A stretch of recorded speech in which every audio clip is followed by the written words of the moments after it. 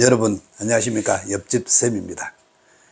본 영상은 우리 젊은이들이 인생 선배와 대화가 부족하여 이를 안타깝게 여겨 공감대를 형성하고자 촬영하고 있습니다. 오늘은 고슴도치 딜레마에 대해서 이야기하고자 합니다.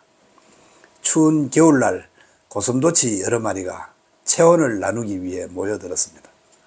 그런데 가시가 서로를 찔러대서 도저히 가까이 있을 수가 없어 금세 흩어지고 말았습니다. 또다시 날씨가 추워져 고슴도치들이 모여들었지만 역시나 서로의 날카로운 가시를 피해 흩어지기를 반복했습니다.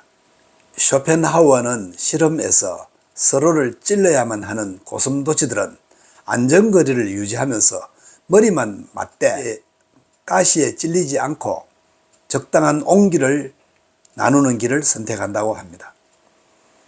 가시가 무서워 추위에 얼어 죽지 않을 정도만 서로에게 가까이 간다는 것입니다. 하지만 현실의 인간관계에서는 언젠가 또 가시에 찔리는 것을 감수하고 온기를 갈망하는 마음이 더 커 보입니다. 심지어 따뜻함을 나눌 대상이 단 한 명이라도 있으면 삐뚤어지고 모났던 마음도 너그럽게 바뀜을 알 수 있습니다. 친밀감에 대한 욕구와 상처받지 않고 싶은 욕구가 양립할 수 없다는 의미에서 이를 고슴도치 딜레마라고 합니다. 미 켄터키 대학 심리학 연구팀은 대인관계에서 상처받았을 때 사람들이 어떤 태도를 보이는지 연구하였습니다. 서로 초면에 실험 참가자들을 5인 1조로 나누어서 서로 인사하고 자기소개하는 시간을 가졌습니다. 그리고 각자 조언 중에 함께 일하고 싶은 사람 2명씩 이름을 써서 내라고 했습니다. 일종의 인기 투표 같은 것이었습니다. 잠시 뒤 각자에게 결과가 통보되었습니다.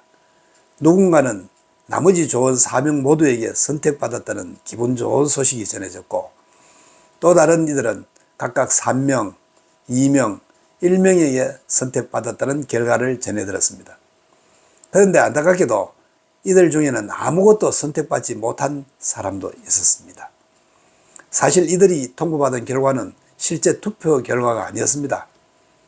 사람들에게 거부당하고 소외당한 상황을 만들어내기 위해 연구팀이 임의로 아무 결과나 통보해 준 것이었습니다.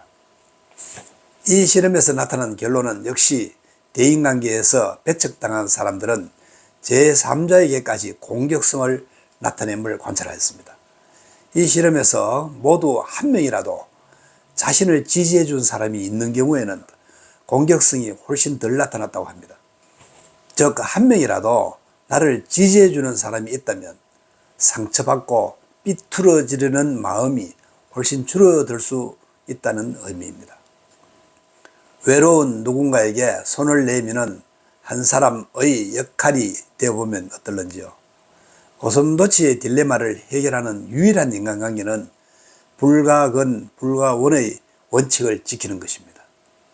너무 가깝지도 않고 너무 멀지도 않는 적당한 인간관계를 유지하는 지혜를 가져야겠습니다. 오늘 영상은 여기까지입니다. 구독과 좋아요는 저에 대한 선물입니다. 감사합니다.